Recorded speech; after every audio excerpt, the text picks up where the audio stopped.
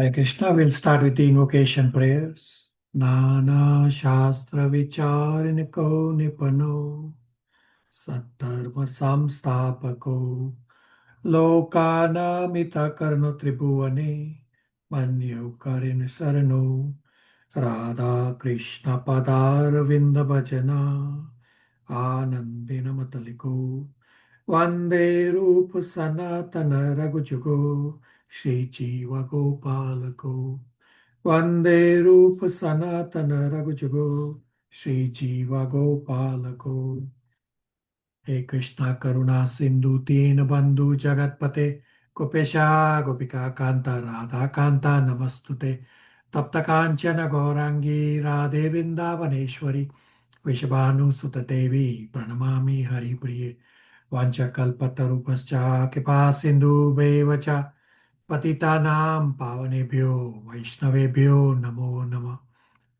Jai Shri Krishna Chaitanya Prabhu Nityananda Shri Advaita Gadadhar Shri Vasadi Gaur Bhakta Vrinda Hare Krishna Krishna Krishna Hare Hare Hare Rama Rama Rama Hare Hare. Hare Krishna, thank you all for coming. So today we will revise Nectar of Devotion, chapters 7 and 8. Abhishek Prabhu is going to start with chapter 7.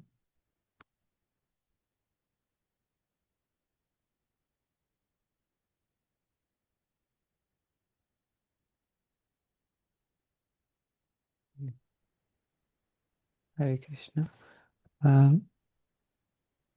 Seeking permission from all devotees, Srila Prabhupada, Shri Radha Krishna, to be able to present on Nectar of Devotion. So I'll begin briefly with a small discussion on chapter 6 and then move on to chapter 7. So chapter 6 describes the regulative principles of sadhana bhakti, which are made so that all our senses can be engaged in the service of the Lord. This chapter lists down 64 items of devotional service, which includes our activities of mind, body, and speech, to engage these in the service of the Lord. These 64 regulative items of sadhana bhakti are categorized as follows. There are 10 primary regulative principles, 10 secondary regulative principles, and 44 other activities. Out of these first 20 primary and secondary activities, 3 are considered most important, namely accepting the shelter of a bona fide spiritual master, taking initiation from him, and serving him with respect and reverence. If we get these 64 items in our daily life, then we can be engaged 24 hours in Krishna consciousness. And like in this regard, in our classes, we have also segregated these items into 3 groups, that the items which we are currently practicing, or we can start easily. Then there are items which we should start doing as soon as possible, and the third category was which we should try to achieve in future. And this list is something which we can check again and again to see how we are progressing. Now, also of all the 64 items, 5 are considered most potent, which are worshipping the deity, hearing Srimad Bhagavatam, associating with devotees, Sankirtan, and living in Mathura. And the subsequent chapters will delve in details on these 64 items.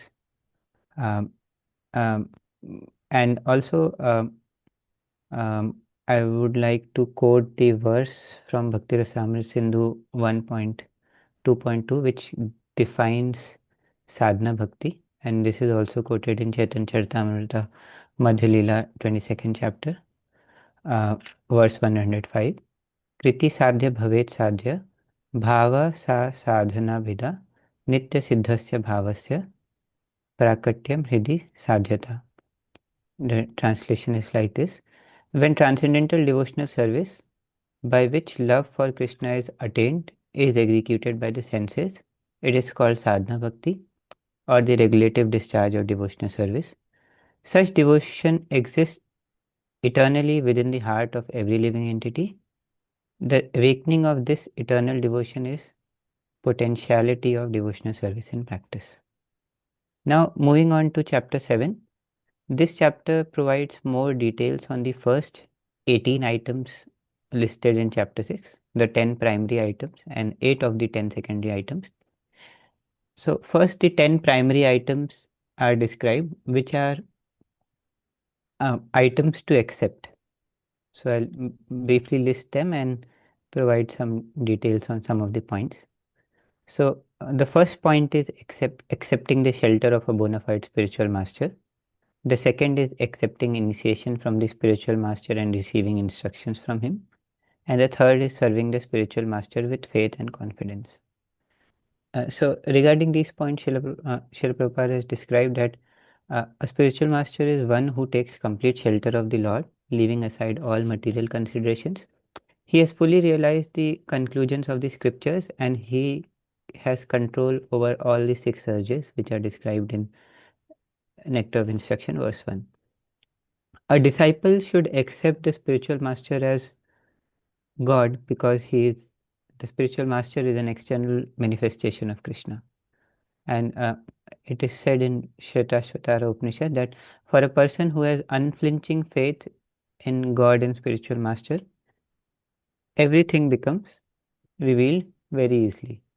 That is, all the imports of the Vedic knowledge are automatically revealed. And spiritual master should never be considered as an ordinary man. The fourth point describes following in the footsteps of saintly person. So a devotee always follows the past acharyas and saintly persons, and otherwise uh, they may become like sahajiyas who just imagine everything to be very cheap or concoct their own ideas and do not follow scriptural injunction, which should be and such practices should not be followed. Fifth point is inquiring from the spiritual master about eternal religious principles. Sixth point is being prepared to give up everything material for Krishna's satisfaction. Seventh point is residing in a sacred place like Dwarka or Vrindavan. And it is explained that it may not be possible for everyone to physically reside in a place of pilgrimage. The practical recommendation is that we make our homes as temples so that we can always reside in a sacred place, in a place which is home to Lord Krishna. Eighth point is accepting only what is necessary or dealing with the material world only as far as necessary. So here it is described that one should not neglect following the principles of devotional service, but also we should not take up something which is too difficult for our current level or our current adhikar. And by following the principles as per our ability, we can gradually advance in spiritual life and take up, like improve our practice. And we have also discussed that for our work life, the principle is that we can be functionally present in our work so that we don't get too much attached to it also with the materialistic association, and still our job duties are not neglected. The ninth point is observing fasting on Ekadashi. Sorry. The ninth point is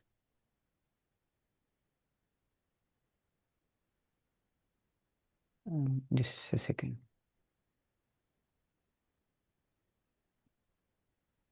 Yes, the ninth point is observing fasting on Ekadashi, and it is a principle that fasting that the principle of fasting is that we should try to increase our faith and love for Krishna by doing more of devotional activities, so that we minimize the demands of the body and engage our time in service of the Lord. And the 10th point is worshipping sacred trees like the banyan trees, and Srila Prabhupada also gives the example of worshipping and watering the tulsi plant, offering respects to cows and brahmanas, and serving Vaishnavas. These help us to reduce our reactions from the past sinful activities. So these are the first 10 primary items.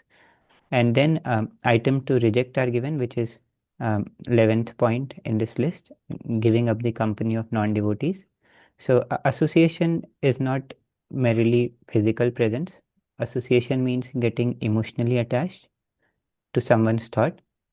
So like when as preachers, we always need to be present in physical company of others, but we should not be affected by their ideas or thought process. Then we don't take their association. But if we are like emotionally attached to their ideas, then only we take their association. So this principle can be followed. 12th, 13th, and 14th point are not accepting unfit disciples, constructing many temples, or reading many books. So this is described so that those who are in those positions, they do not take up such practices for false honor or prestige. Point 15 and 16 is on straightforwardness in ordinary dealings and equilibrium in loss and gain. Because it is said that conditioned souls are always absorbed in the thoughts of material activities, and this has to be shifted to the thoughts of Krishna, and this is the basic principle of Krishna consciousness, that is to think always of Lord Krishna. The 17th point is one should not disrespect the demigods. Even if one is not a devotee of demigod, but it doesn't mean that we should be disrespectful for them. Example is given that a Vaishnava is respectful even to ants. Then what to speak of Lord Krishna's appointed agents in the universal management. And the final point described is one should not give unnecessary trouble to any living entity. So in this regard, it is stated in Mahabharata that a person who does not disturb or cause painful action in the mind of any living entity, who treats everyone just like a loving father does to his children, and whose heart is so pure, certainly very soon becomes favored by the Supreme Personality of Godhead. So with that, I will conclude my presentation. Please correct if there are any mistakes. Thank you. Super, excellent. Any questions, comments, realizations for Abhishek Prabhu?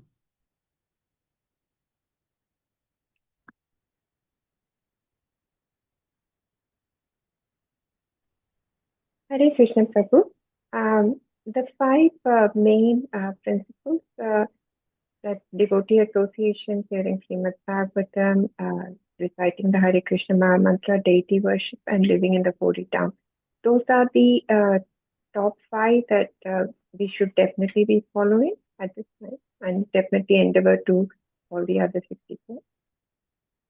Abhishek Prabhu wants to answer. Sorry, Mataji, I could not follow the full question. Can you kindly repeat? Hare Krishna Prabhu. Out of the 64 principles, the five main ones are the deity worship, devotee association, hearing Srimad Bhagavatam, reciting Hare Krishna Maha Mantra, and living at the holy Dham. The five are the most important that we need to be focused in doing at this time, and then working on all the other 59. And that was my question. Yes, Mataji. Like as far as I understand, these five are considered the most important out of all the 64 principles. Thank you, Prabhu. So, from the 64 items, the first five about the spiritual master and the last five, which is Nitya's question, are the most important. It's not just the last 5, right? You cannot do the last 5 items without the first 5 items of the spiritual master. So first 5 items, focus on the spiritual master. This is how you start your spirituality. And the last 5 are, of course, very important also, which are Gopinath worship, hearing Srimad Bhagavatam, devotee association, chanting Hare Krishna Mahamantra, and living in Holy Dham. Nitya, everybody. Thank you, Prabhu. All right. Thank you for your inquiry, and thank you all for listening with rapt attention. Abhishek Prabhu has done a really, really spectacular presentation on chapter 7 with a nice context with chapter 6 as well. Devotees who will be listening should definitely listen to Abhishek Prabhu's. This presentation is a very nice presentation that Prabhu did, and also within the timeline. Thank you for doing it so nicely. So let me also quickly summarize chapter 7. And I will, similar to Abhishek Prabhu, I will also start with a brief context of how chapter 6 leads into rest of the chapters. So I will have a little slide for us to follow along.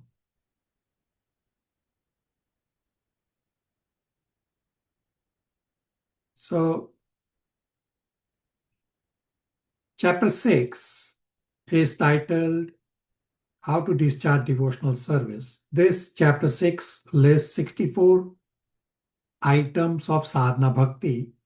As you can see on the chart on the screen, that there are 64 ways to execute sadhana bhakti, and these are split as that there are 20 primary important items, and these 20 primary important items are split as 10 are activities to accept, means pravritti, and the remaining 10 are activities to avoid, means nivritti.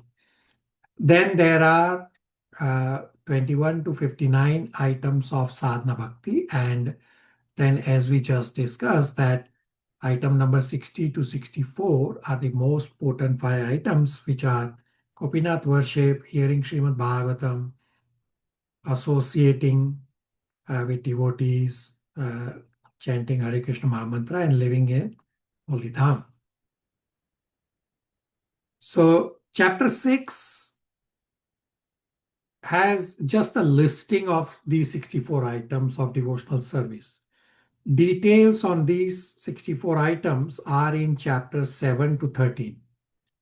These 64 items are the ways to connect with Krishna for us as sadhakas. It is possible that all sadhakas may not be able to practice all the 64 items all the time. So as we go through these various sadhana items of Vaidhi Sadhana Bhakti, try to put these items of sadhana in 3 categories. First is items that you are doing right now. Then next is items that you can adopt very easily, say putting on tilak. And third is items that are goals to achieve in near future. Abhishek Prabhu also recited the definition of sadhana bhakti very, very nicely. He has a very nice recitation in Sanskrit. So thank you. So now chapter 7 is titled Evidence Regarding Devotional Principles. Chapter 7 discusses items number 1 to 18 of the 64 items described in chapter 6. We will discuss important points on some of the 64 items. Rest of the straightforward points will get covered when we read through the chapters. Items 1 to 10 are activities to accept means pravarti.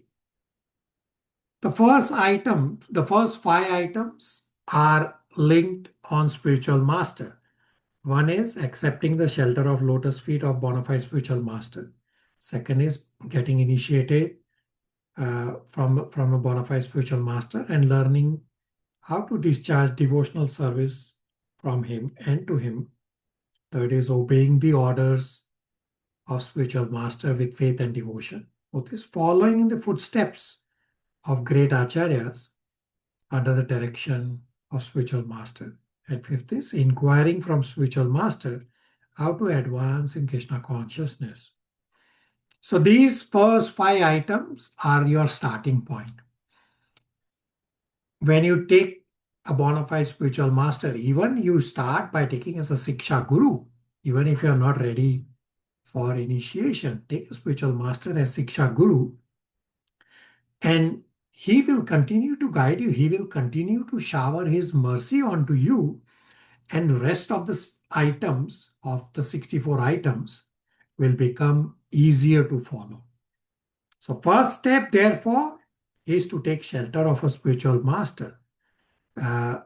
Yes, if you are ready to take initiation, that is ideal. If you are not ready for initiation, take shelter of a spiritual master as a Siksha Guru from a bona fide spiritual master. So at initiation, the disciple makes serious vow. ISKCON's parampara is basically a Siksha parampara, which is formalized by initiation so that Siksha can go on, just as a student registers in a university for formal education. Then you serve your spiritual master. Spiritual master is Paramatma manifestation for a disciple. So question is, do you serve your own spiritual master or the local spiritual master where you are at your local ISKCON? Say sometimes your spiritual master may be from a different location. So which spiritual master do you serve? The answer is that ideally both spiritual masters should work in cooperation. Both are coming from Srila Prabhupada. Both are helping us come closer to Krishna. So you should not think that I have to only serve my initiating spiritual master. No, you serve other spiritual masters also. We generally learn Krishna consciousness from many Siksha Gurus, and they are all also very important. In one of our previous class, one initiated disciple, he moved to Toronto in the temple ashram. So his spiritual master gave instruction to him that serve the local spiritual master. Local being at the Toronto temple is His Holiness Bhakti Mark Swami. So the spiritual master, the initiating spiritual master, gave the instruction that serve His Holiness Bhakti Mark Swami, and that is as good as service to me, and I'll be very pleased. And this disciple served very nicely as long as he was living within the temple ashram. Then he moved on, and continued to serve wherever he is. So we follow footsteps of saintly persons and inquire about principles about religion, and you ask questions to your spiritual master. Inquiries is how you get clarification and you advance. Another item of importance is observing Ekadashi fast. It's very important, just as yesterday was Ekadashi and today is Dwadashi. So you follow Ekadashi fast, and on the Dwadashi day you break the fast during the time slots to break the fast. And then from chapter 6 are few items about activities to avoid, means nivritti, that give up association of atheists, Mayavadis and materialistic people, and be straightforward in ordinary dealings, refers to financial transactions. and not be under lamentation or jubilation, because under such strong emotions, it is difficult to remember Krishna. That's a quick summary of chapter 7. Any questions, comments, realization? And rest of the points will get covered as we read through the chapter. Hare Krishna, Prabhuji. Hare Krishna. Prabhuji, for the point of Shiksha Guru, is it necessary that our Shiksha Guru should be spiritual masters or initiating spiritual masters? It is not mandatory that the bona fide spiritual master has to be a Siksha Guru. You can have other Siksha Gurus. The point I was making is that if you are ready for initiation, yes, take a spiritual master and take shelter. He will also guide you. Of course, that is also Siksha. And he will also give you initiation. But if you are not ready for initiation, then take a bona fide spiritual master as a Siksha Guru. You can have other Siksha Gurus. There's no stopping there. And be ready for initiation. But if you're not ready for initiation, because taking shelter of a spiritual master is such an important initial step from the 64 items, that's the point I was stressing, that if you are not ready for initiation, still go to a bona fide spiritual master and take him as a Siksha Guru. He will continue to shower his mercy and continue to guide you. Abhishek Prabhu. Thank you, Prabhuji. Everybody crystal clear on this point?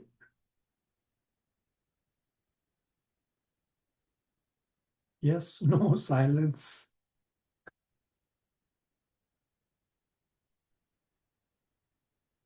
All right.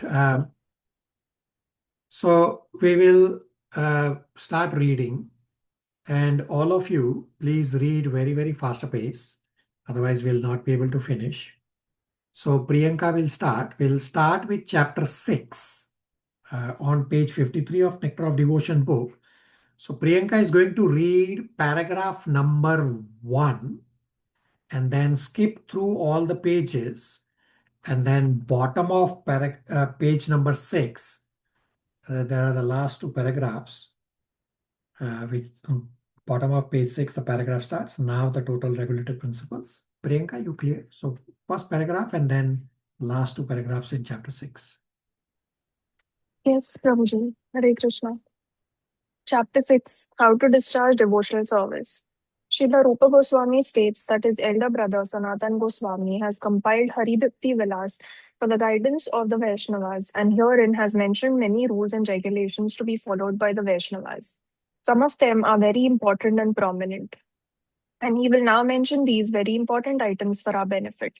The purport of this statement is that Srila Rupa Goswami proposes to mention only basic principles, not details. For example, a basic principle is that one has to accept a spiritual master. Exactly how one follows the instructions of a spiritual master is considered a detail.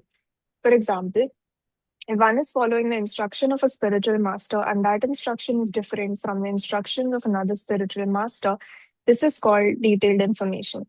But the basic principle of acceptance of a spiritual master is good everywhere, although the details may be different. Srila Rupa Goswami does not wish to enter into details here, but he wants to place before us only these principles.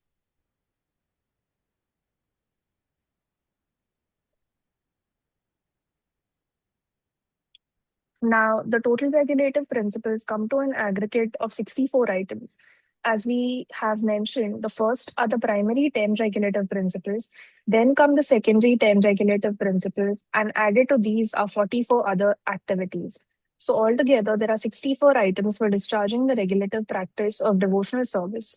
Out of these 64 items, 5 items, namely offering water to the Tulsi tree, hearing Srimad Bhagavatam, associating amongst the devotees, Sankirtan, and living in Mathura are very important. The 64 items of devotional service should include all of our activities of body, mind, and speech. As it was stated in the beginning, the regulative principle of devotional service enjoins that all of our senses must be employed in the service of the Lord. Exactly how they can be thus employed is described in the above 64 items. Now, Srila Rupa Goswami will give evidences from different scriptures supporting the authenticity of many of these points. Hare Krishna. So I will read one line just to read it correctly. At the bottom of page 56, out of these 64 items, 5 items, namely worshipping Gopinath, hearing Srimad Bhagavatam, associating among devotees, Sankirtan, and living in Mathura, are very important. Somehow Priyanka read the first item as offering water to Tulsi. All right. So we'll now read chapter 7. Vimal Prabhu will read. So we are on page 59 from the start of chapter 7. And chapter 7 has subtopics. So Vimal Prabhu will read from the start and we'll read up to the topic inquiring about eternal religious principles, which is on top of page 62.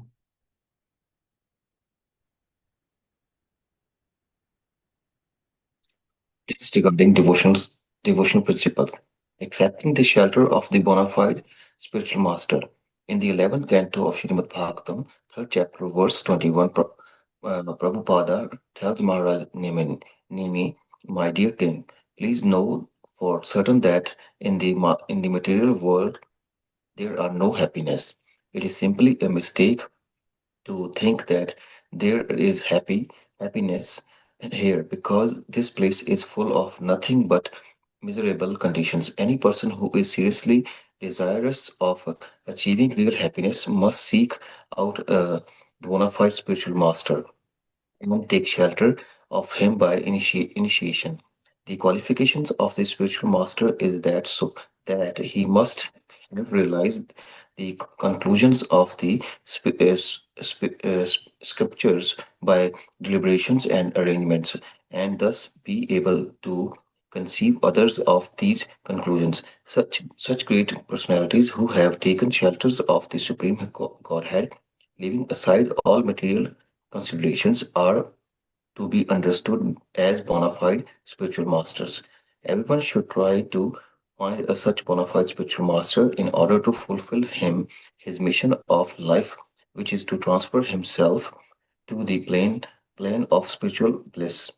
The purport of the purport is that one should not accept as a spiritual master someone who is full number one, who has no directions according to the spiritual injunctions, whose character is doubtful, who does not following the principle of devotional service, or who has not conquered the in, influences of the six sense gratification agents. The six agents of the sensory gratifications are the tongue, the genitals, belly, and anger, the mind, and the words. Anyone who has practiced controlling these six is permitted to make disciples all over the world.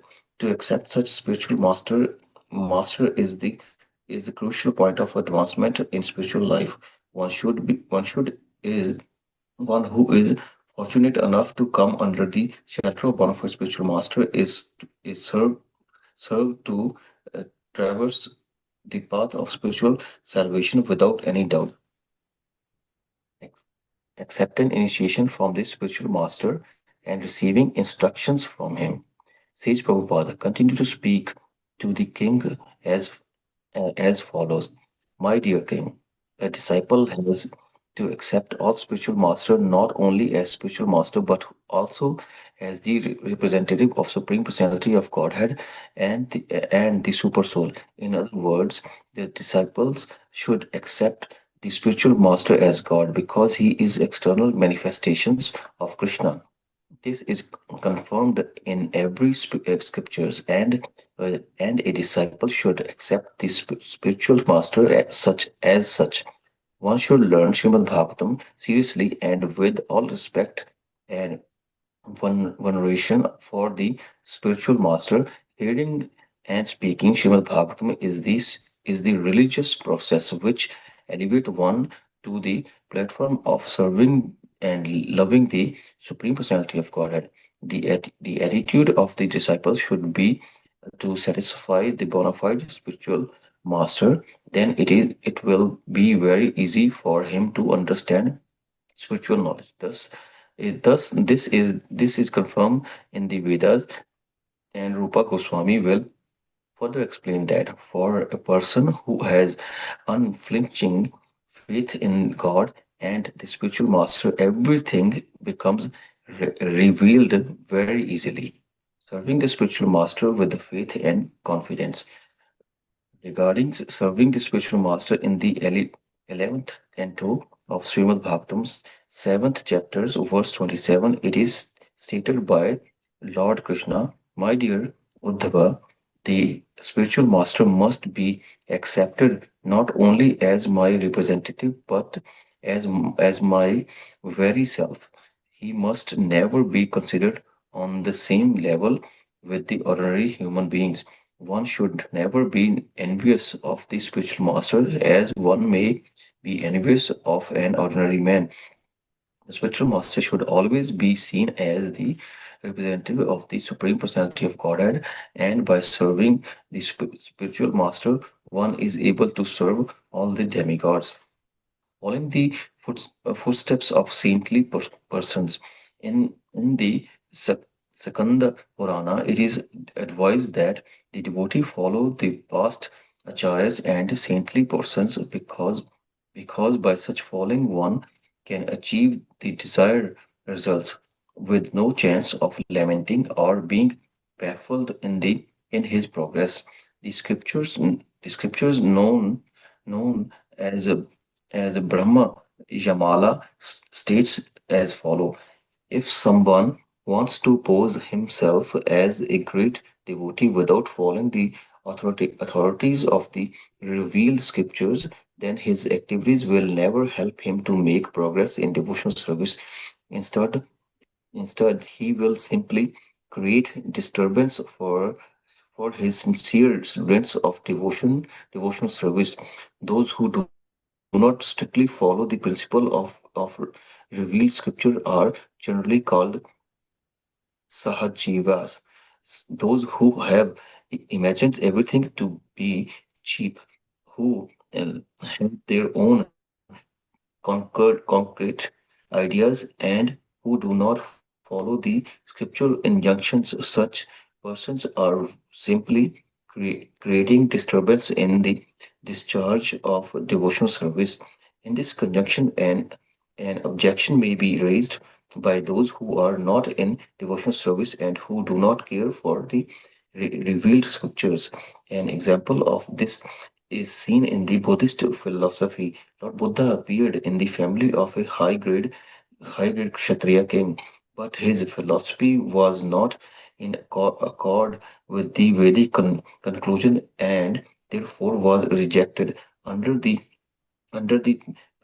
patronage of a Hindu king, Maharaja Ashoka. The Buddhist religions was spread all over India, but India and the adjoining countries. However, after the appearance of the great Sal- Salvat te- teachers Sankhacharya, this Buddhism was driven out beyond the borders of India.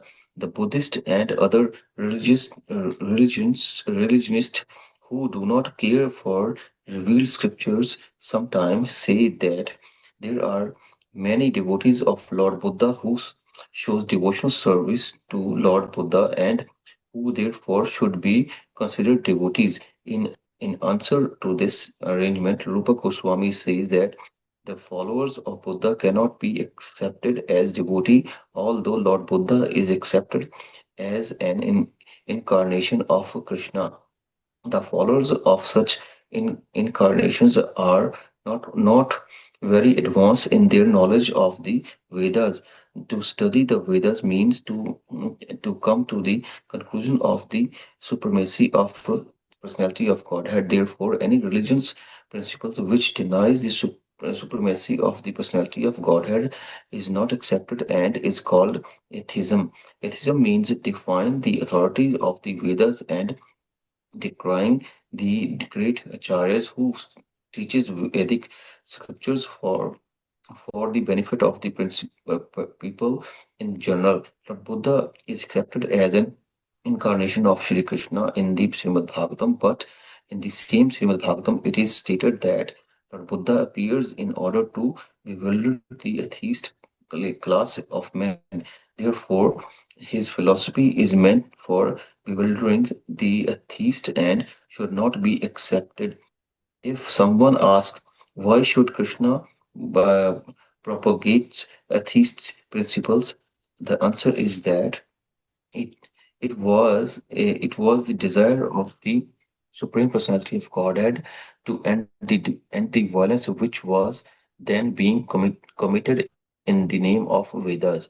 So the so-called religionists were falsely using the Vedas to justify such violent act as meat eating, and Lord Buddha came to lead the fallen people away from such false interpretations of the Vedas. Also, for the atheist, Lord Buddha preaches atheism so that they should follow him and thus to be tricked into the devotional service of service to Lord Buddha or Krishna.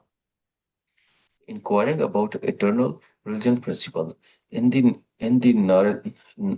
Nartya Purana, it is said if one is actually very serious about devotional service, then all of his purpose will be served without any delay.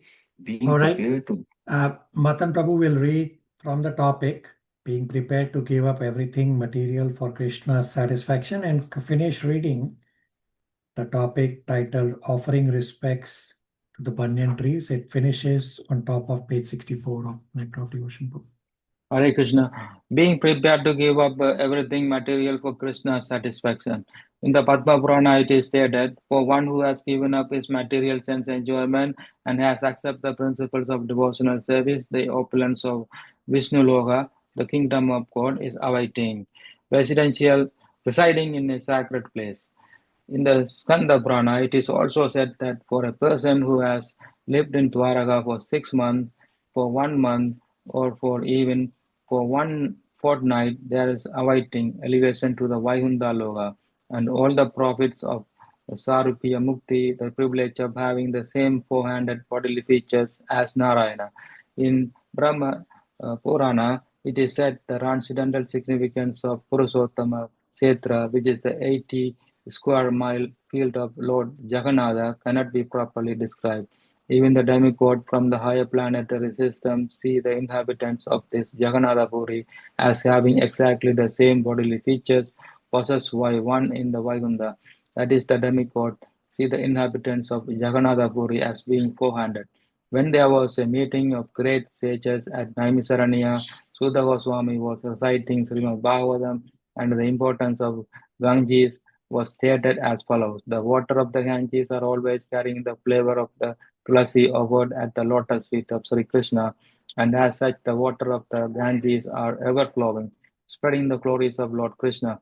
Wherever the water of the Ganges are flowing, all will be sanctified both externally and internally, accepting only what is necessary. In the Naradiya Purana, it is directed one should not accept more than necessary. If he is serious about discharging devotional service, the purport is that one should not neglect following the principles of devotional service, nor should one accept the ruling of devotional service that are more than what he can easily perform.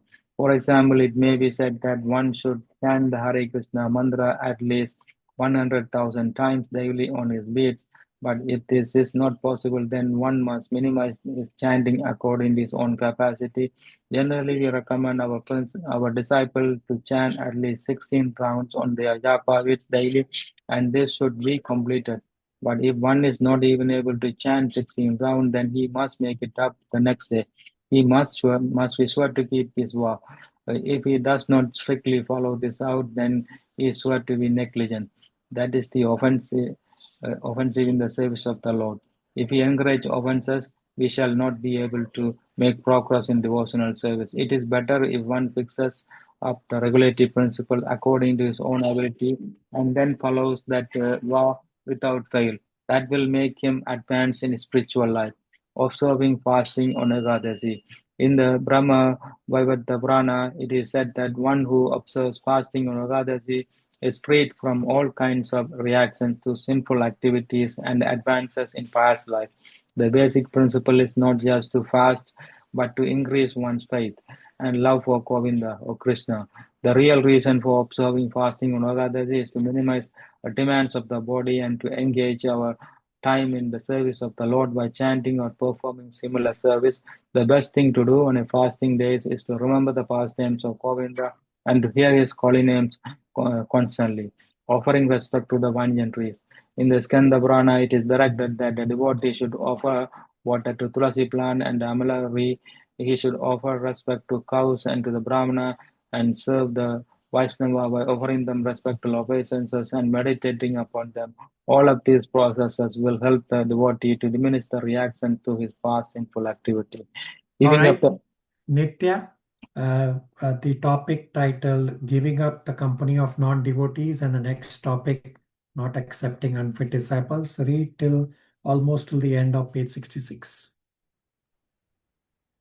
Giving up the company of non-devotees. Lord Chaitanya was once asked by one of his householder devotees, what is the general behavior of a Vaishnava should be? In this connection, Lord Chaitanya replied that a Vaishnava should always give up the company of non-devotees. Then he explained that there are two kinds of non-devotees. One class is against the supremacy of Krishna, and another class is too materialistic.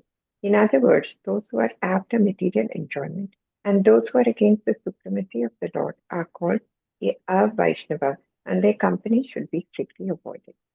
In the Kapya Yana Samhita, it is stated that even if one is forced to live within a cage of iron or in the midst of a blazing fire, he should accept this position rather than live with non-devotees who are through and through against the supremacy of the Lord. Similarly, in the Vishnu Rahasya, there is a statement to the effect that one should prefer to embrace a snake, a tiger, or an alligator rather than associate with persons who are worshippers of various demigods and who are impelled by material desire. In the scriptures, it is instructed that one may worship a certain demigod if he is desirous of achieving some material gain.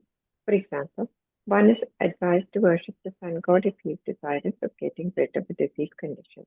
For a beautiful wife, one may worship Uma, the wife of Lord Shiva, and for advanced education, one may worship Saraswati. Similarly, there is a list in Srimad Bhagavatam for worshippers of all demigods according to different material desires. But all of these worshippers, although they appear to be very good devotees of a demigod, are still considered to be non-devotees. They cannot be accepted as devotees. The Mayavadis impersonalists say that one may worship any form of the Lord and that it doesn't matter because one reaches the same destination anyway.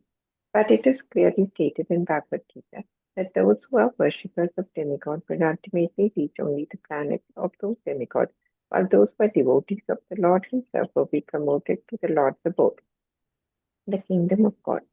So actually, these persons who are worshippers of demigods have been condemned in the Gita. It is described that due to their lusty desires, they have lost their intelligence and have therefore taken to worshipping the different demigods. So in the Vishnu Rahasya, these demigod worshippers are forcefully condemned by the statement that it is better to live with the most dangerous animals than to associate with these persons. Not accepting unfit disciples, constructing many temples, or reading many books.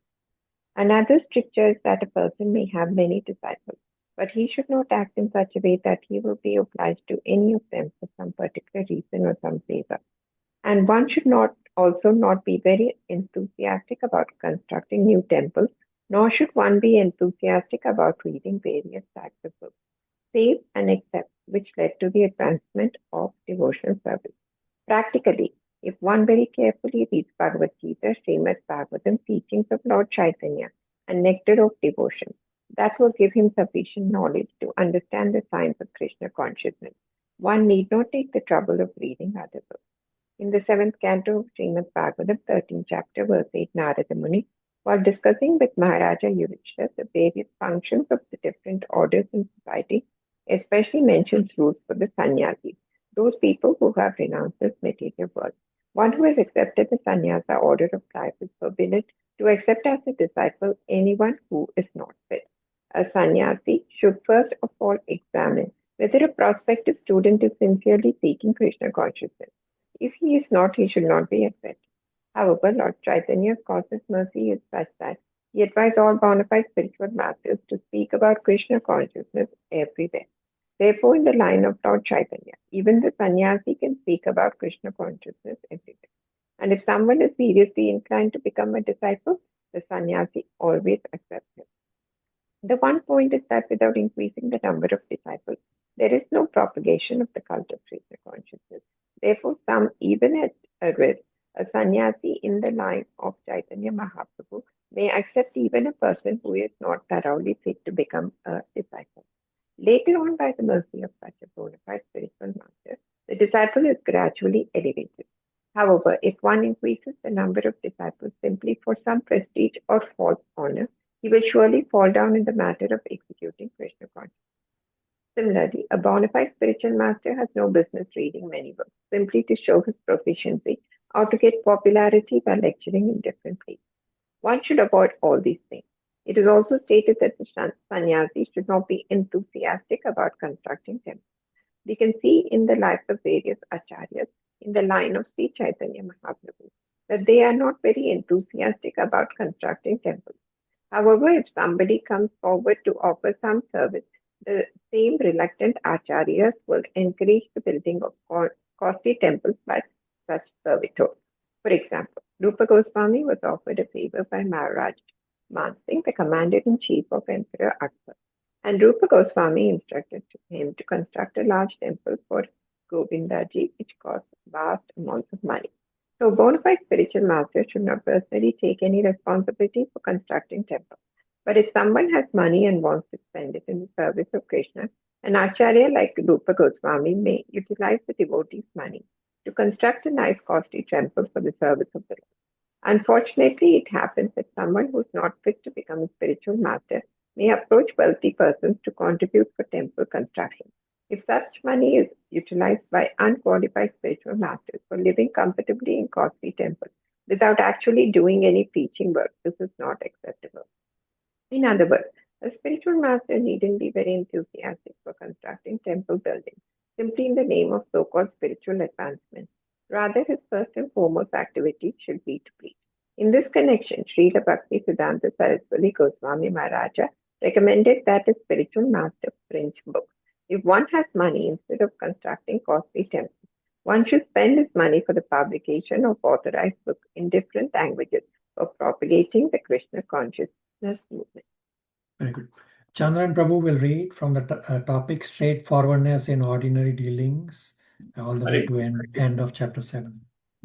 Straightforwardness in ordinary dealings and equilibrium, loss and gain. There is a statement in the Padma Purana: persons who are engaged in Krishna consciousness should never be disturbed by some material gain or loss. Even if there is some material loss, one should not be perturbed, but should always think of Krishna within himself. The purport is that every conditioned soul is always absorbed in thinking of materialistic activities.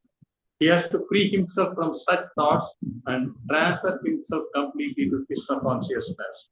As we have already explained, the basic principle of Krishna consciousness is to always think of Krishna. One should not be disturbed in material loss, but rather should concentrate his mind upon the lotus feet of the Lord. A devotee should not be subjected to lamentation or illusion. That is the following statement in the Padma Purana. Within the heart of a person who is overpowered by lamentation or anger, there is no possibility of Krishna's being manifested. The demigods. One should not neglect to offer due respect to the demigods. One may not be a devotee of demigod, but that does not mean that he should be disrespectful to them. For example, the Vaishnava is not a devotee of Lord Shiva or Lord Brahma, but he is duty bound to offer all respects to such highly positioned demigods.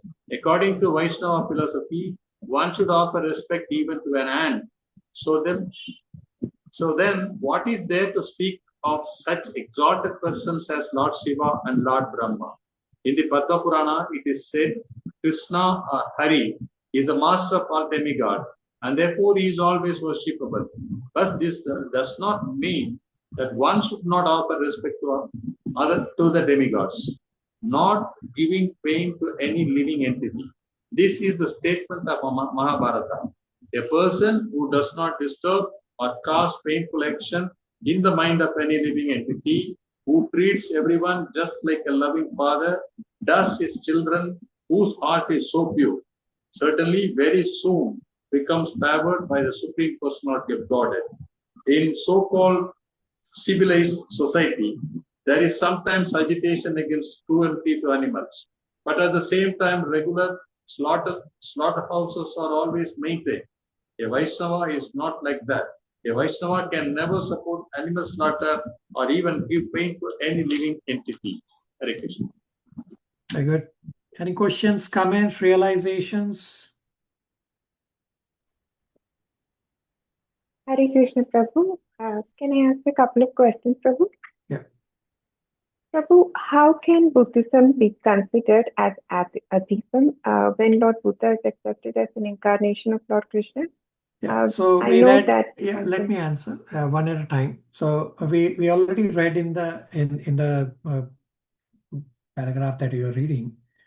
So at the time, people were misusing the Vedas for animal sacrifice section for their tongue's taste. So Buddha came to distract them, saying, no, you don't follow Vedas, you follow me. And therefore Prabhupada said in the paragraph we read that somebody who's taking you away from Krishna, that is atheism. So the intent was to stop meat eating by distracting them away from Krishna, or not Krishna, but away from the Vedic points that they were misusing. Nitya? Prabhu, but as we read the paragraph, the religionists were falsely using the Vedas to justify this violent act. So Lord Buddha came to lead the fallen people away from such a false interpretation of the Vedas. So they are referring to this so-called religionists as the atheists, because these people were following the Vedas, but they were the ones who were doing wrong. So Lord Buddha was actually leading them away from it. They were following Vedas in a misinterpreted way. Right? They were using Vedas for meat eating. So that's not following Vedas, right? They were misinterpreting, and therefore Buddha appeared to distract them, saying, no, you don't follow Vedas, you follow me. And say this way to stop meat eating. Nitya? But still, Prabhu, Buddhism, as it was preached by Lord Buddha, who's the incarnation of the Supreme Lord, was to take these so-called religiousness away from the Vedas. I mean, I understand that it was, but Lord, how can Buddhism? It should be considered a part of our religious thing from the Supreme Lord. How can they say that Buddhism is atheism? I mean, I'm sorry, I'm sure there's a long discussion on this, but yeah, it's a long discussion. I will briefly answer that it is atheism, and there is actually the Shankaracharya that we read. Shankaracharya is actually Shiva. It described in Bhagavatam that Krishna then instructed Shiva to appear as Shankaracharya to preach Mayavad philosophy, to remove all these first bring all of them under one umbrella, and then all of them got removed with the introduction of bhakti. So of course it's a long discussion. It definitely is atheism because they are not following the Vedas properly. We have discussed in Bhagavad Gita, three Shloki Gita, chapter 15, verse 16, 17, 18. To understand Vedas means to know Krishna as Purushottama. Well, that's not what they were following. They were following Vedas for meat eating. So it is atheism, right? And that's what I understand, Prabhu. So these so-called religionists who are not following the Vedas were atheists. but Lord Buddha's principles to guide them, so they would come out of this violent meat eating away from the principles of Vedas. That cannot be considered atheism, right? I understood the concept of atheism. Those who are So not following the Buddha, religion. yeah, Buddha never gave any talk on philosophy. There's actually a long lecture by His Grace Chaitanya Chandas that what exactly did Buddha preach? And whenever Buddha was asked about topics on philosophy, he stayed silent. So Buddha did not preach anything. Even soul, he just stayed silent. All Buddha did was to stop meat eating. There was no philosophy that Buddha preached. Nitya? Ahimsa, the part of ahimsa, non-violence. Yeah, that is that correct. was That okay. is But non-violence not is anything correct. in relation to the Supreme Personality Correct. of Godhead, which is Correct. Correct. Prabhu, if you can I please Buddha, also listen to no, Chaitanya Charandas's lecture that you had? I know this is lots more it's a, information as we keep reading. I can't remember where I have read that, where I have heard it. I would not recommend right now. It's a very long discussion, and you are absolutely correct that Buddha did not talk any philosophy about Supreme Personality of Godhead. He did not talk anything about the soul. All his purpose was to stop meat eating. Okay, Prabhu, thank you. The second question was here it states residing in a sacred place. So the residents who are in Jagannath Puri, even if they are non-devotees, of course they must have done pious activities in the past, will they still reach the Vaikuntha planets? And so similarly, who live in the holy dham? So it's not a black and white answer. Now, His Case Chaitanya Chandas was asked this question that this past tyrant we had, Saddam Hussein, that the day he was hanged, it was Ekadashi day. So does that mean he will attain Vaikuntha? It's not a black and white answer like that. No, you have to follow the principles, right? We have also discussed in Bhagavad Gita 8.5 that if you are tired of material world and you know the shortcut that if you remember Krishna, that you will then pick up a gun and you will shoot yourself and saying Krishna. Even if you say Krishna, you are not actually remembering Krishna. Therefore, what 8.5 says, Smaran Muktva Kalevaram, that you have to remember Krishna, right? Yes, these additional points, additional environment are helpful, but it is what you have done throughout your life is what will make you remember that thing. If you are every day remembering stock exchange, well, that's what you will remember. If you are every day remembering sense gratification, that's what you will remember at the end of the time. If you are every day remembering Hare Krishna Mahamantra, that's what you will remember. Therefore, it says Smaran Muktva.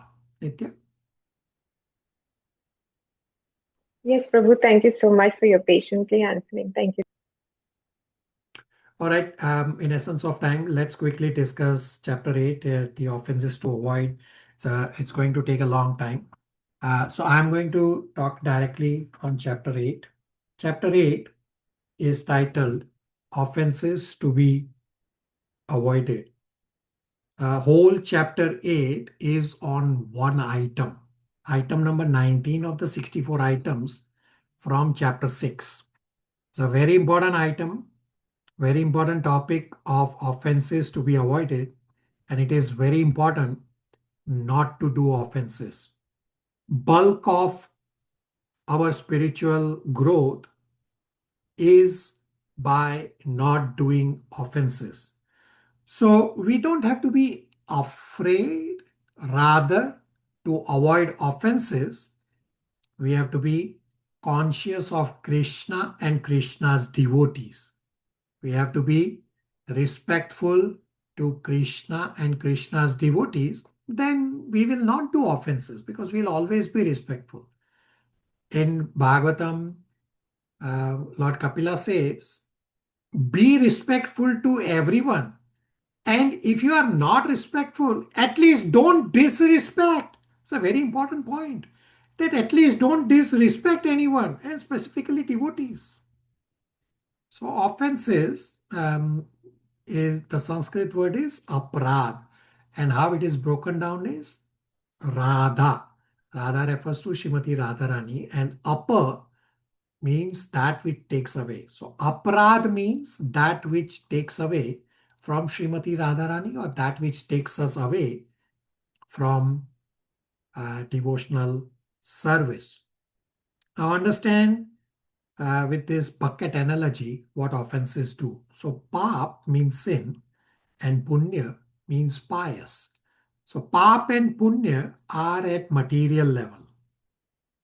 One cannot continue pap because pap also has negative consequences. Aprad or offense is more harmful, more dangerous than pap because aprad is anti-devotional. Hence, one has to be very careful in not committing offenses. So, when you do devotional services, you are pouring water in a bucket. Whatever be the devotional service, chanting japa, reading scriptures, doing services, all these, you are pouring water in a bucket. And offenses mean you are punching holes in the bucket, well, then your devotional credits will be drained out. Therefore, both things are important, that we have to continue the devotional activities, means pour water in the bucket, as well as we have to stop doing offenses, mean we have to stop punching holes in the bucket so that the devotional credits do not get drained out. So offenses means we disrespect that which is to be respected. Don't have to fear offenses. Yeah, we should fear offenses in a way that to cultivate a respectful attitude, that's what we should learn. Bhagavad Gita study or our scriptural study is meant to transform. So we should transform to cultivate a respectful attitude, or at least not be disrespectful. The primary focus of this topic on offenses to avoid is to treat Krishna and Krishna's devotees respectfully.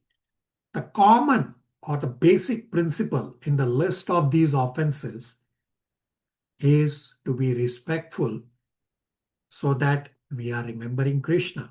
If we are remembering Krishna, then automatically we will avoid these offenses. The result of committing offenses is that we do not experience any taste in devotional service. Well, then without taste, we cannot go on very long because we need happiness. And simultaneously, material taste props up and we get attracted to material taste and we get dragged away from devotional service. Plus, when we offend, the anarthas develop. Anartha means something that has no purpose, has no meaning. Artha means something that has meaning. Anartha means something that has no meaning, but we have given meaning to them.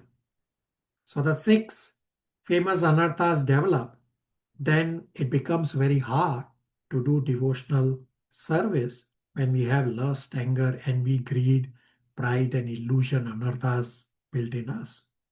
Anarthas act as barriers.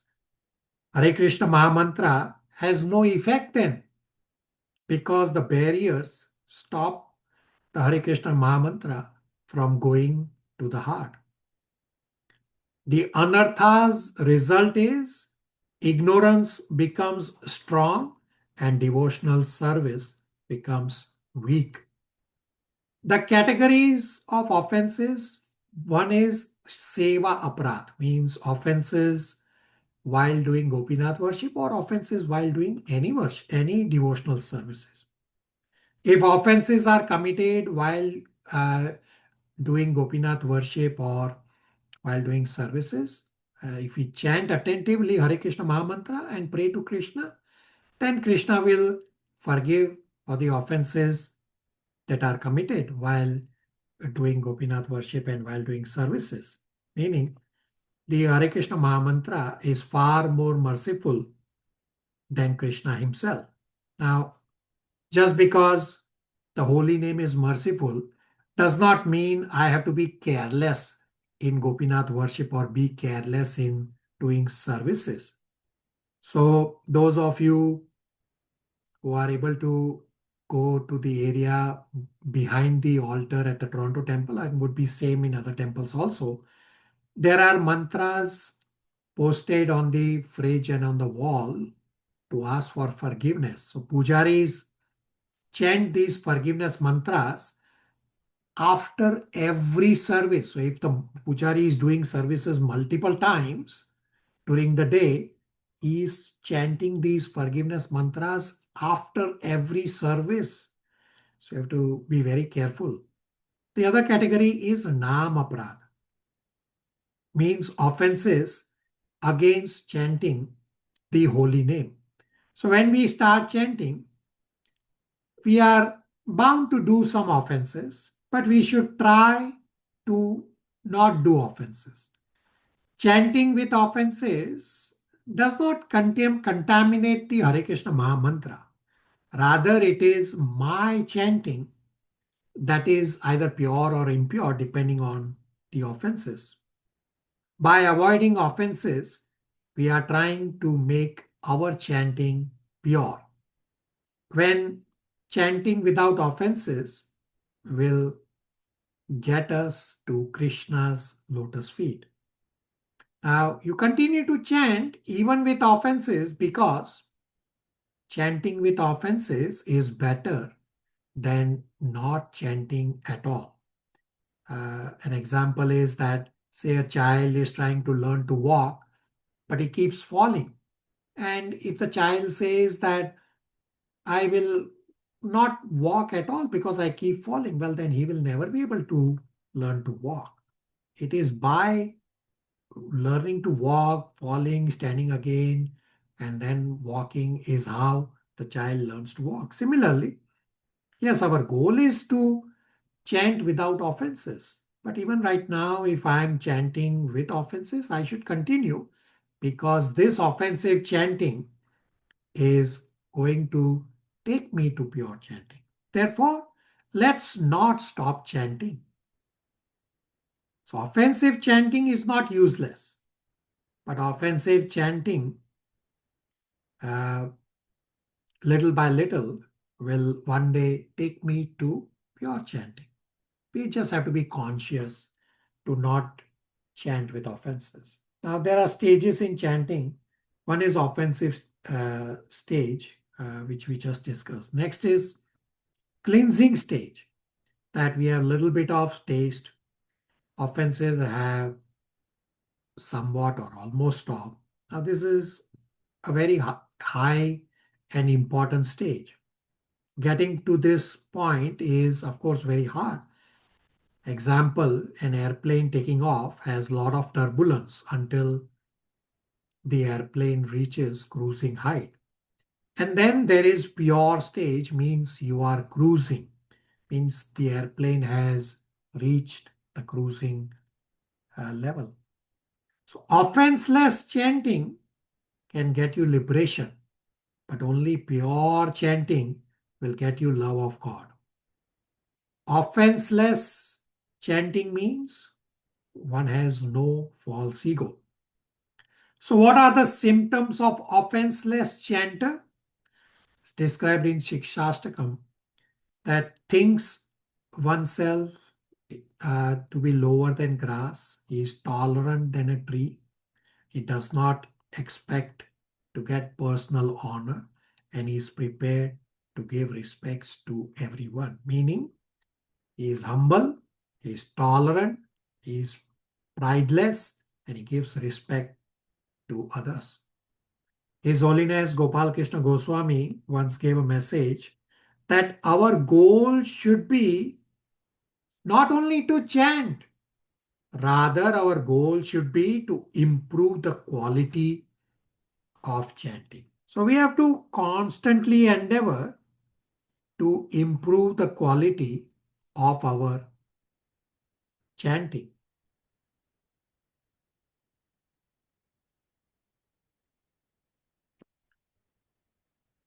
Now, some of the items of offenses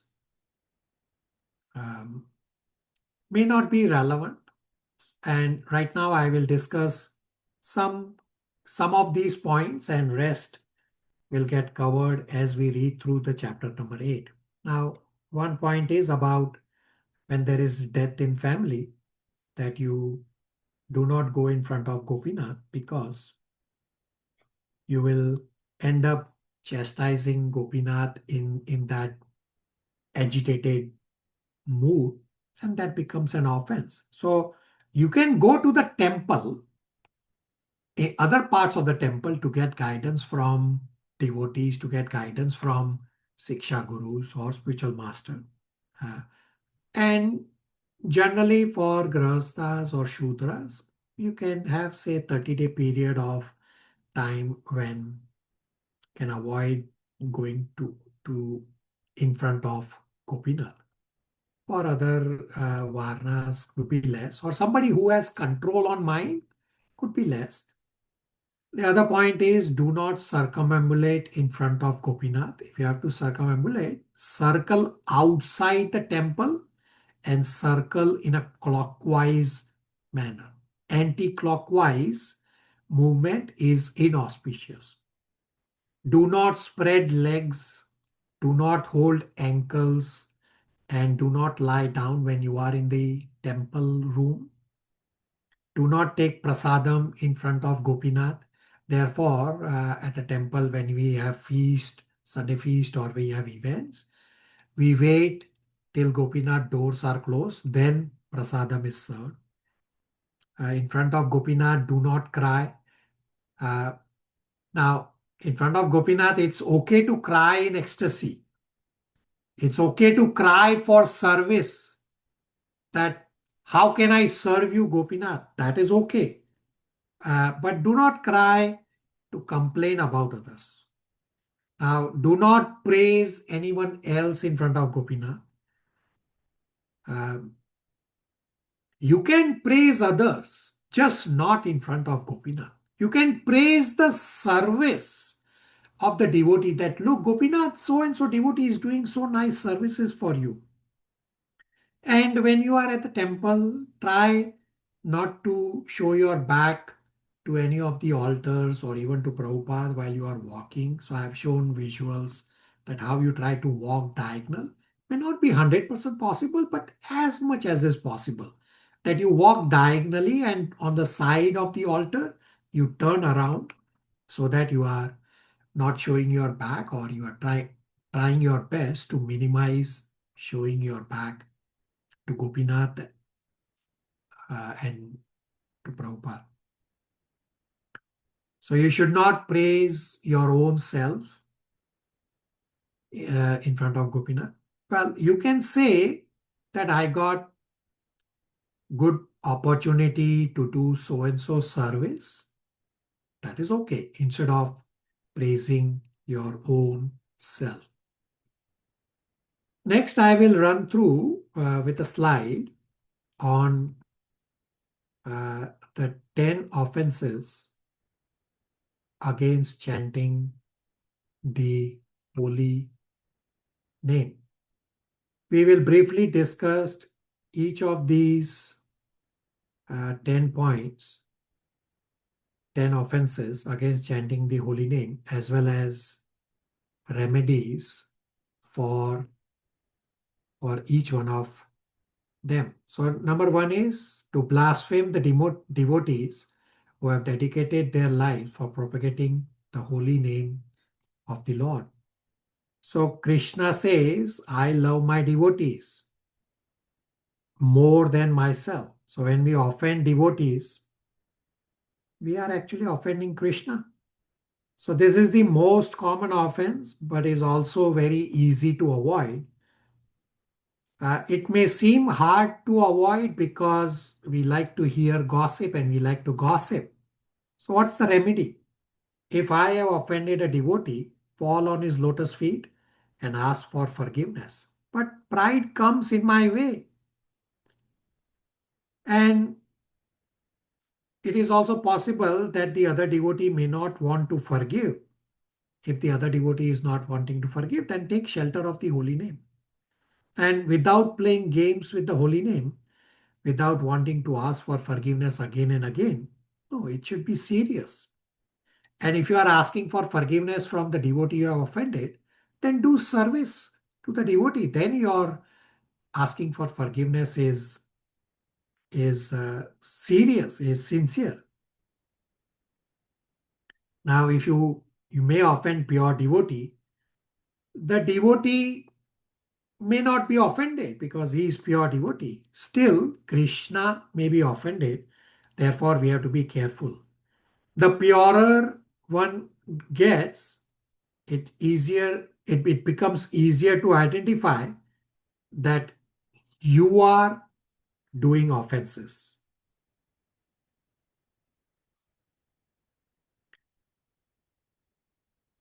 So develop to see only the good quality in others. So everybody can see good and bad, but only talk about the good qualities of others. If you are humble, then we will see our own faults more and less faults of others. The more we advance in devotional service, the more we will feel like we are offenders to others. So if you are impure, you will think others are offending me. So how do you know who is a pure devotee? Well, everyone is a pure devotee except me. And if you are scared to get closer to a pure devotee because of offenses, no, change your mood. If your mood is to serve, then there is no problem.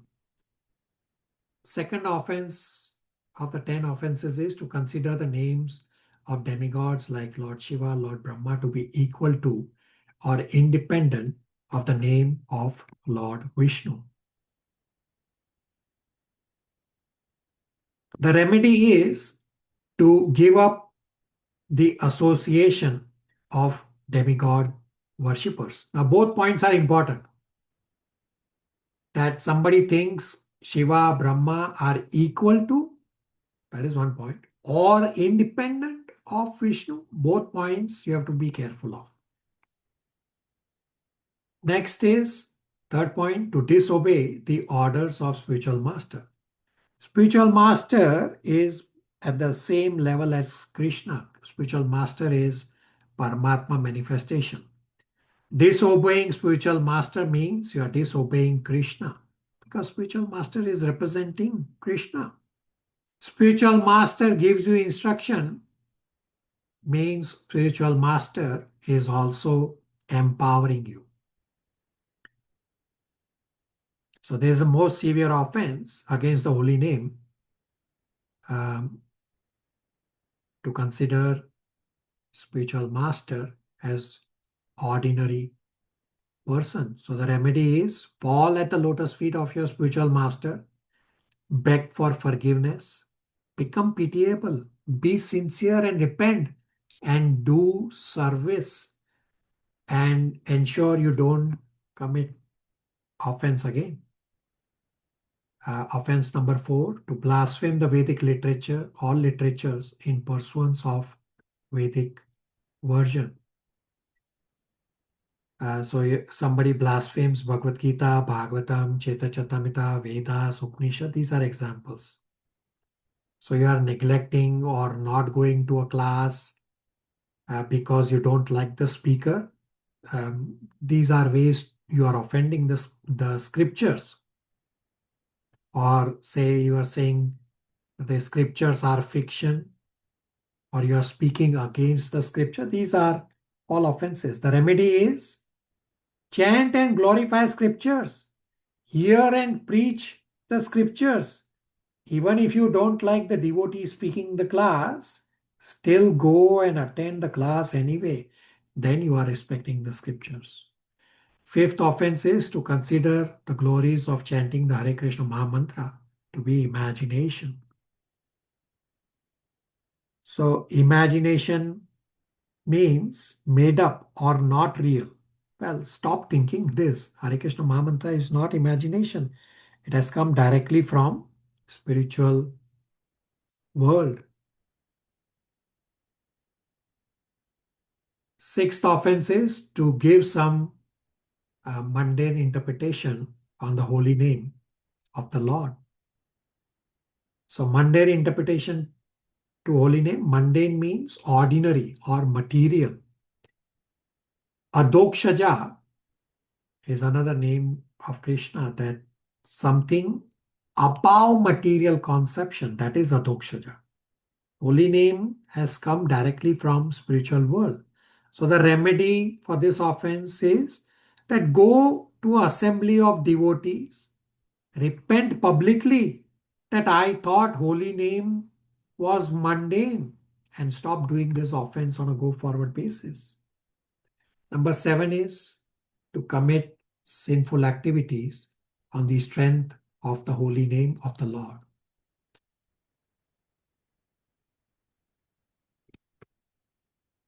So committing sinful activity on the strength of holy name is very dangerous. Example is that elephant taking shower and then rolling in the mud. Such offender can never purify himself. The remedy is shout out for help. Example, if a robber comes to rob, the person getting robbed will shout for help. Similarly, you shout for help. Get help from pure devotees and spiritual master. Pure devotees and spiritual master act as guardians. Ask Krishna for forgiveness. Ask forgiveness from devotees and increase your devotee association. Eighth offense is to consider the chanting of Hare Krishna one of the auspicious ritualistic activities offered in Vedas as fruitive activities. So,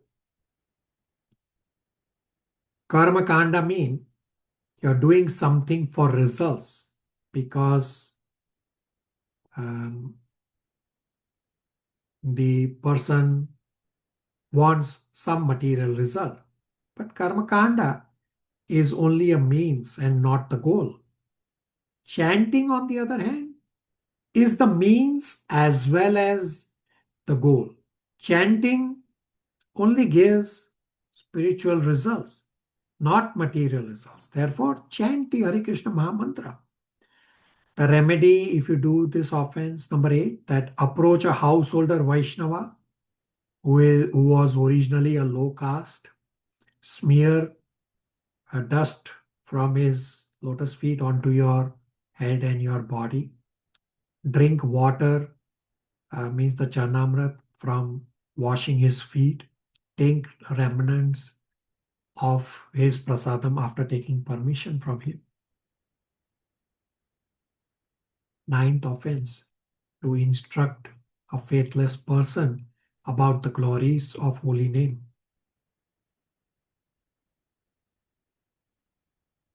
So Srila Prabhupada instructed faithless people at the start. Did he commit offense? So Prabhupada has explained that, and we is also described in Nectar of Devotion, that anyone can chant Hare Krishna Maha Mantra. Just don't get into the details, the confidential topics. But anyone can chant. So Prabhupada did not commit offenses. He actually helped ignorant and materialistic people get out of their entanglement and elevated them to become Brahmanas, pure devotees, and Vaishnavas and spiritual masters. The 10th offense is to not have complete faith in chanting of holy names, and to maintain material attachments, even after understanding so many instructions on this matter. Every devotee who claims to be a Vaishnava must guard against these 10 offenses and all offenses in order to quickly achieve the desired success, Krishna Prema. So material attachment, similar to offense number 1 on blasphemy, this offense number 10 of material attachment also catches everyone. This happens because one is not committed. So the remedy is chant Hare Krishna Mahamantra in association of devotees. Another reason is one is lazy. The remedy is again associate with advanced devotees. Third reason for this offense is distraction. There are so many distractions in the material world. The remedy is avoid external distraction. Continue even if there is failure, because failure starts when attempts fail. Bhaktivinoda Thakur says, distraction or attraction to others is the root cause of inattentive chanting. So distraction in chanting leads to material attachments such as craving for members of opposite sex, etc., or wanting wealth. And this way one loses the taste. So I will also quickly briefly describe some practical points after we have discussed these philosophical points in a quick manner. So for one practical question is, what should you do if you commit an offense against the holy name and or a Vaishnava devotee? So if you do an offense against a devotee, ask for forgiveness. But then how do you go beyond just lip service, like saying, I am sorry? We keep saying, I am sorry again and again and again. So how do you go beyond the lip service saying, I am sorry? The answer is that do menial service to the devotee, and this way repent. Then your repentance is real if you are able to do real menial service. Now, another practical point is,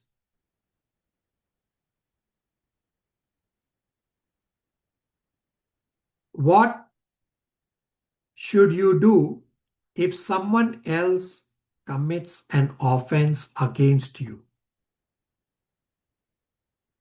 So in Srimad Bhagavatam 1.18.48, Parikshit Maharaj describes that devotees are never inclined to counteract personal defamation. So if somebody offends me, I don't take that as an offense, because when you become purer, you will feel that I am offending others, not the other way around. And when we respond, we have to respond in a way that does not make the bad situation worse. Another practical question is what to do when person A commits offense against a devotee and or Krishna, and you are a third person. The answer is that you have to take one of the three steps. One is one should be so expert so as to defeat the opposing party by scriptural references, not become angry. And the intent of defeating the opposing party is to bring the person closer to Krishna. This is the best solution. If you are not able to give this approach, this solution, then give up your life. Now, this is extreme. Devotees should not adopt this. The third option, which is an easier option, is that leave the place and go away. If you cannot defeat the opposing party, then choose this option to go away from that place and look for good qualities in somebody else. Now, some other important points are that, is it right or wrong wanting to know who is a devotee and who is not a devotee, so that I do not create offenses against devotee? Well, everyone is a devotee except me. So just have the service mood, then you will not commit an offense. Another question is, it was better that I did not know about these offenses. Well, ignorance of law, even in the material world, is not a valid excuse. Similarly, these are laws of the Lord. So we should know what are the laws so that we obey the laws, so that we don't break the laws and get the negative results. And thinking and knowing devotees and Vaishnavas are merciful, therefore asking for a forgiveness again and again and again by using the prayers Vanchakalpatarupascha. Well, this is our greatest danger, which we discussed in offense number 7 also, that when you ask for forgiveness, it should be one time so that you don't commit the offense again. Be very careful.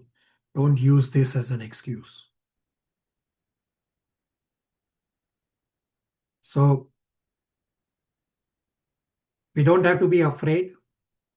Rather, to avoid offenses, we have to be conscious of Krishna and Krishna's devotees. We have to be respectful to Krishna and Krishna's devotees. The symptoms of offenseless chanter from Sikshastakam is that one thinks himself lower than grass, is tolerant than a tree, does not expect personal honor, and is prepared to give respect to others. Means one is humble, he is tolerant, he is prideless, and gives respect to everyone. I request all of you to please unmute, and all of you can please recite the Vaishnav Pranam prayers that we have on the screen. We'll all do it together. Everybody please, in Sanskrit and in English translation.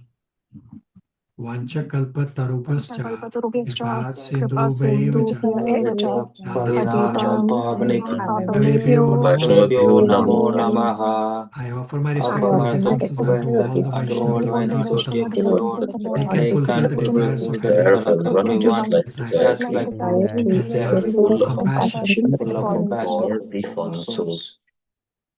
Hare Krishna.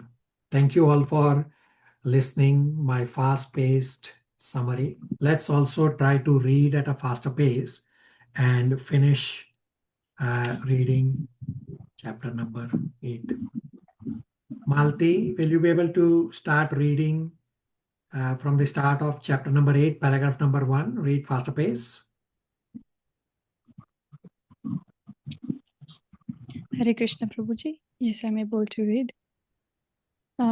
Chapter 8, Offenses to be avoided. In the supplementary Vedic literature, there is following list of 22 offenses in the matter of serving the Lord. 1. One should not enter the temple of the deity in a car or palanquin or with shoes on the feet. Second, one should not fail to observe the various festivals for the pleasure of Supreme Personality of Godhead, such as Janmashtami and Radha Yatra. 3. One should not avoid bowing down before the deity. 4. One should not enter the temple to worship the Lord without having washed one's hands and feet after eating. 5. One should not enter the temple in the contaminated state.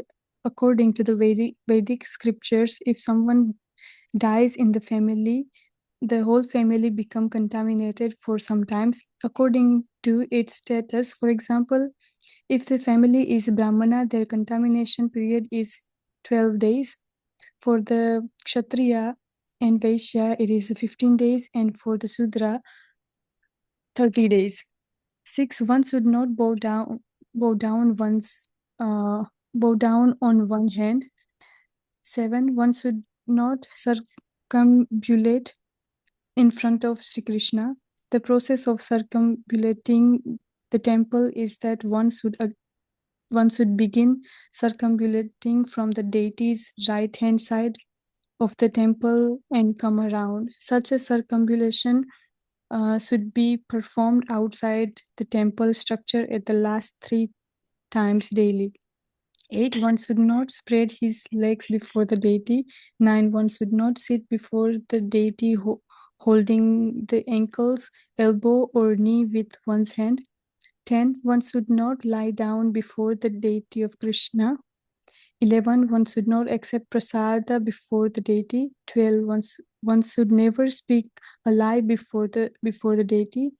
13. One should not speak very loudly before the deity. 14. One should not talk with others before the deity. 15. One should not cry or howl before the deity.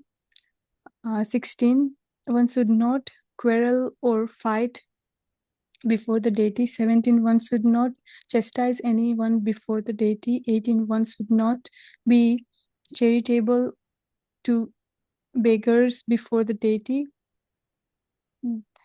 19. One should not speak very harshly to others before the deity. 20. One should not wear the fur blanket before the deity. One should not eulogize or praise anyone else before the deity. One should not speak any ill name before the deity. 23. One should not pass air before the deity. 24. One should not fail to worship the deity according to one's means. In Bhagavad Gita, it is stated that the Lord is satisfied if some devotees offers him even a leaf or a little water. This formula prescribed by the Lord is universally applicable even for the poorest men, but that does not mean that one who has a sufficient mean to worship the Lord very nicely should also adopt this method and try to satisfy the Lord simply by offering water and leaf. If he has a sufficient means, he should offer nice decoration, nice flower, and nice foodstuff, and observe all ceremonies. It is not that one should try to satisfy the Supreme Lord with the little water and leaf, and for himself spend all his money in sense gratification. 25. One should not eat anything that is not offered first to Krishna. 26. One should not fail to offer fresh fruit and grains to Krishna according to the season. 27. After food has been cooked, no one should be offered any foodstuff unless it is first offered to deity. 28. One should not sit with his back toward the deity. 29. One should not offer obeisances silently to the spiritual master, or in other words, one should recite aloud the prayers to spiritual master while offering obeisances. 30. One should not fail to offer some praise in the presence of spiritual master. One should not praise himself before the spiritual master. One should not deride the demigods before the deity. All right, Abhishek Prabhu, paragraph number 2, 3, and 4. So paragraph 2 starts. This is the list of 32 offenses. Master pace.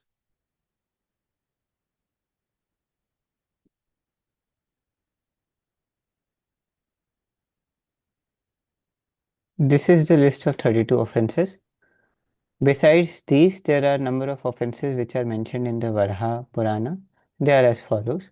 One should not touch the deity in a dark room. Second, one should not fail to strictly follow the rules and regulations in worshipping the deity. 3.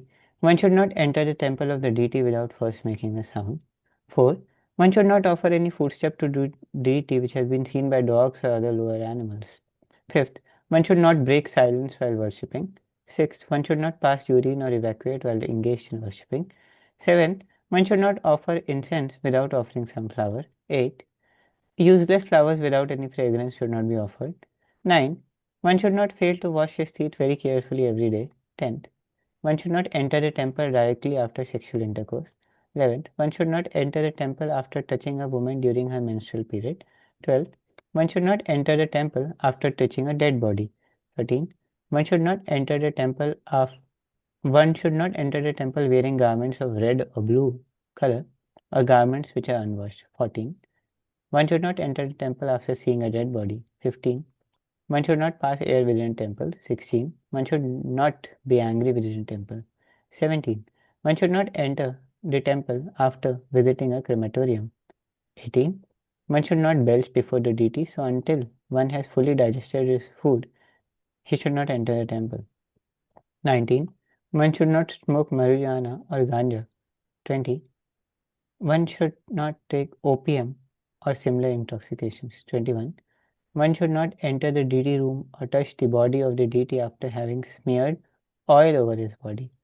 22. One should not show disrespect to a scripture teaching about the supremacy of the Lord. 23. One should not introduce any opposing scripture. 24. One should not chew betel before the deity. 25. One should not offer a flower that was kept in an unclean pot. 26. One should not worship the Lord while sitting on the barefoot. One must have a sitting place or a carpet. 27. One should not touch the deity before one has completed taking bath. 28. One should not decorate his forehead with the 3-line tilak. 29. One should not enter the temple without washing his hands and feet. Other rules are that one should not offer foodstuff which is cooked by a non-Vaishnava. One should not worship the deity before a non-devotee, and should not engage himself in the worship of the Lord while seeing a non-devotee. One should not worship the deity without first worshipping the demigod Ganpati, who drives away all impediments in the execution of devotional service. In the Brahma Samhita, it is stated that Ganpati worships the lotus feet of Lord Nrsimhadev, and in that way has become auspicious for the devotees in clearing out all impediments. Therefore, all devotees should worship Ganpati. The deity should not be bathed in water that has been touched by nails or fingers. When a devotee is perspiring, he should not engage himself in worshipping the deity. Similarly, there are many other prohibitions. For example, one should not cross or step over the flowers offered to a deity, nor should one take a vow in the name of God. These are all different kinds of offenses in the matter of executing devotional service, and one should be careful to avoid them. In the Padma Purana, it is stated that even a person whose life is completely sinful will be completely protected by the Lord if he simply surrenders unto him. So it is accepted that one who surrenders unto the Supreme Personality of Godhead becomes free from all sinful reactions. And even when a person becomes an offender unto the Supreme Personality of Godhead himself, he can still be delivered simply by taking shelter of the holy names of the Lord. Hare Krishna, Krishna Krishna, Hare Hare, Hare Ram, Ram Ram, Hare Hare. In other words, the chanting of the Hare Krishna is beneficial for eradicating all sins. But if one becomes an offender to the holy names of the Lord, then he has no chance of being delivered.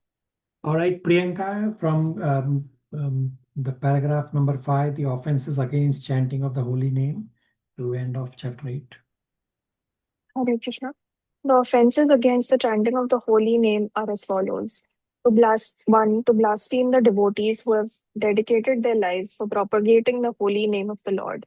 2. To consider the names of demigods like Lord Shiva or Lord Brahma to be equal to or independent of the name of Lord Vishnu. Sometimes the atheistic class of men take it that any demigod is as good as the Supreme Personality of Godhead, Vishnu, but one who is a devotee knows that no demigod, however great he may be, is independently as good as the Supreme Personality of Godhead. Therefore, if someone thinks that he can chant Kali, Kali or Durga, Durga, and it is the same as Hare Krishna, that is a greatest offense. 3. To disobey the orders of the spiritual master. 4. To blaspheme the Vedic literature or literature in pursuance of the Vedic version. 5. To consider the glories of chanting Hare Krishna to be imagination. 6. To give some interpretation on the holy name of the Lord. 7. To commit sinful activities on the strength of the holy name of the Lord. It should not be taken that because by chanting the holy name of the Lord, one can be freed from all kinds of sinful reaction. One may continue to act sinfully and after that chant Hare Krishna to neutralize his sins. Such a dangerous mentality is very offensive and should be avoided. 8. To consider the chanting of Hare Krishna one of the auspicious ritualistic activities offered in the Vedas as fruitive activities, Karma Kanda. 9. To instruct a faithless person about the glories of the holy name. Anyone can take part in chanting the holy name of the Lord, but in the beginning one should not be instructed about the transcendental potency of the Lord. Those who are too sinful cannot appreciate the transcendental glories of the Lord, and therefore it is better not to instruct them in this matter. 10. To not have complete faith in the chanting of the holy names and to maintain material attachments even after understanding so many instructions on this matter. Every devotee who claims to be a Vaishnava must guard against these offenses in order to quickly achieve the desired success. Hare Krishna. Super excellent. So there's a question posted in the chat that the 3-line tilak, is it the same as the Vaishnav tilak that we do? So it's not the same. So Vaishnav tilak is horizontal, right? You're starting from the tip of your nose and you are going up. It's horizontal and it's 2 lines. The 3-line tilak is vertical. So that's not the same as Vaishnav tilak. So we are supposed to put on Vaishnav tilak that you almost all of you have learned. Not almost, all of you know that you start from the tip of your nose and then you go up. You clean up the middle part to create the space that becomes a temple to put Vishnu in there. And then at the tip of the nose, bottom tip of the temple you created, you create a little leaf, means you are putting Tulsi at the lotus feet of the Lord. And when you are chanting the mantra, Om Keshavaya Nama, by that you are inviting the Lord to sit on your forehead. And the second inquiry is that, is it an offense to sit on the bare floor that we read? So the point that was discussed is that when you are doing worship, that's when you should be on a mat. So next time you visit the temple, you will notice that the pujari who is standing, he stands on a very tiny mat. Or if you see outside when Prabhupada Aarti is happening, the devotee doing the Prabhupada Aarti, he will stand on a mat. He's not sitting, but he's standing, but he's still standing on a mat. And similarly, when they are doing Tulsi Aarti, the devotee doing the Aarti would be standing on a mat. So it's when you are doing those worship, yes, it's ideal. You should, not ideal, it's required that you should be either standing or sitting. Of course, in the temple hall also, it's ideal to sit on that square mat that we have or on a carpet. But sometimes we have so many devotees visiting, it's not possible. But at least when you are doing worship, that's when the pujaris and the worshippers should be sitting or standing on a mat. Does that answer those inquiries? Yes, Prabhuji. Thank you. Hare Krishna. Rest of you, any questions, comments, realizations? Hare Krishna, Prabhuji. Prabhuji, for the points which were described for the etiquettes in temple, like are they similarly applicable for home temple? You are correct. There is no difference. In the temple, we learn the standards because everyone has high standards there. And we come home and we apply the same at the home temple itself. Now, there could be some small differences. So, for example, we discussed that if there is death in the family, then you don't go in front of Gopinath for, say, some 30 days for a Shudra. Well, but at your home temple, you have to feed your Gopinath. So what do you do? So on the day when, say, there is death in the family, you may not feed Gopinath because the Gopinath at your home temple has a personal relation with you. So you are also not eating. And the Gopinath also has a personal relation. Rest of the days at your home temple, you can start doing services. Now, of course, it's ideal if you have some family member who can do it on your behalf. That's okay. But otherwise, the standards that we have at the temple should be the same standards at your home temple. Abhishek? And is it only for deity form of the Lord or also for like the frames which we keep? Yeah, picture form, the same standards. Yes, of course, the standards are more stringent for the Archa Vigra form, but the picture form also you follow the same standards so that you can very soon get the Archa Vigra form at your home temple also. There was one last point that in earlier today there was one point that the rules should be followed as per the eligibility. So like some of the rules, like all the rules from starting maybe little difficult for someone to follow everything together. Yeah. Just like, is it considered offensive then if they're not following everything? So it's not offensive. So we have discussed at the start today also that make a list, that it's possible that all sadhakas may not be able to follow all 64 items. But our goal is to remember Krishna 24 hours. So if you do many of these items or almost all of these items, then your entire day becomes Krishna conscious. Now, if you are not able to do while you are in your initial sadhaka stage, that does not become an offense. Of course, the 10 offenses for sure we should stop doing from day one or as soon as is possible. So it's not a black and white answer that it's not an offense. The 10 offenses, definitely you will have negative results in different degrees, whether you are doing the offenses before initiation or after initiation. The other offenses or the list of items, they are not that you'll be able to do, or the other items of 64 items that we have, we are not doing, then becomes an offense. No, it does not become an offense. It just is that you are not getting the full results. Abhishek?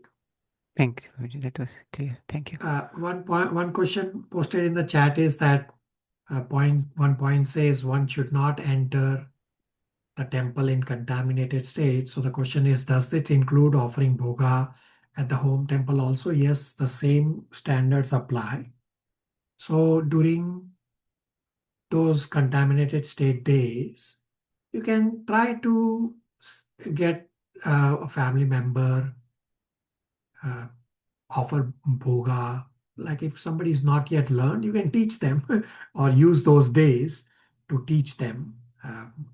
Try to follow as much as is possible at the temple rules, same as at the home temple. Does that answer the inquiry?